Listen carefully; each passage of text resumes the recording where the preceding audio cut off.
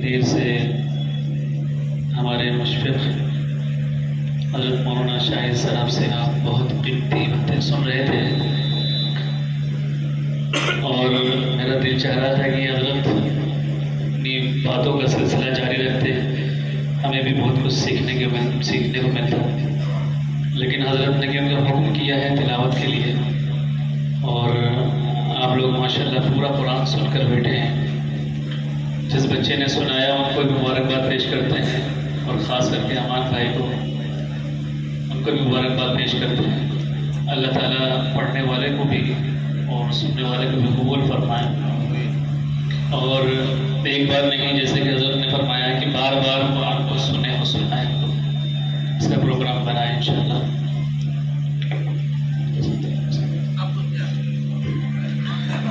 أعوذ بالله من الشيطان الرجيم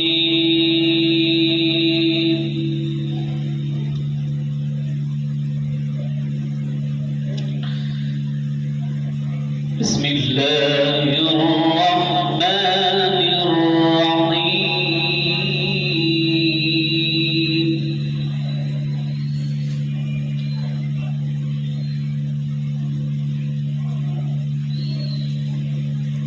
خلق الإنسان من صلصال كالفخار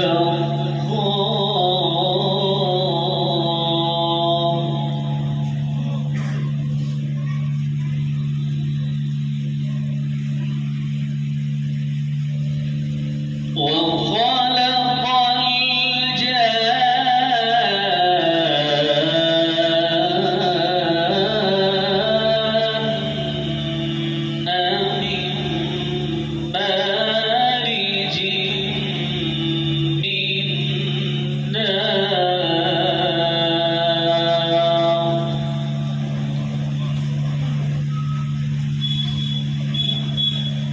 فبأي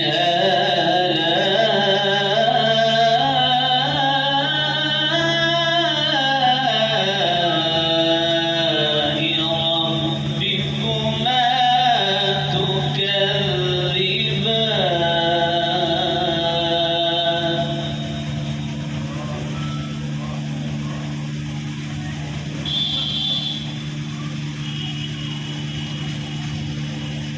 رب المشرقين ورب المغربين فبأي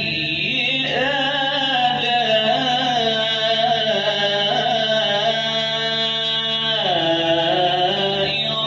ربكما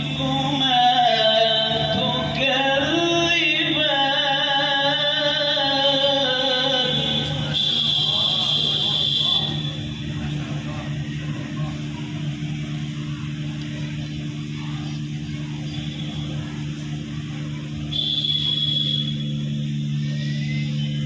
مرج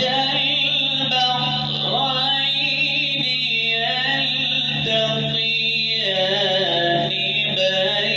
بينهما برزخ لا يبغيان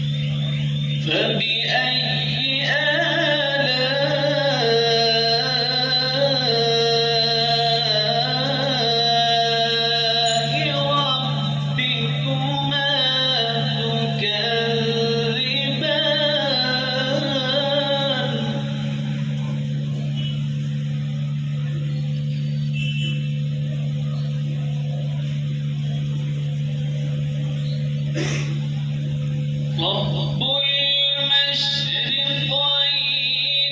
ورب المغربين فبأي آلاء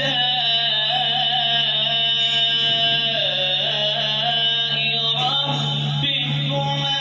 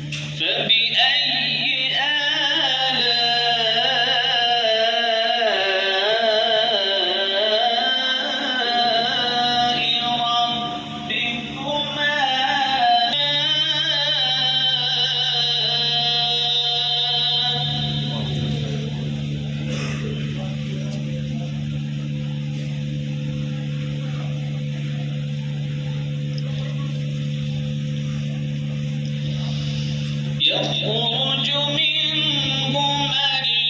اللؤلؤ والمرجان فبأي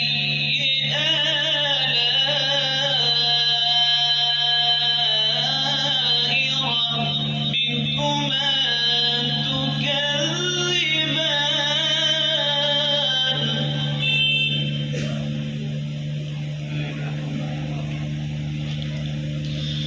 وله الجوار المنشآت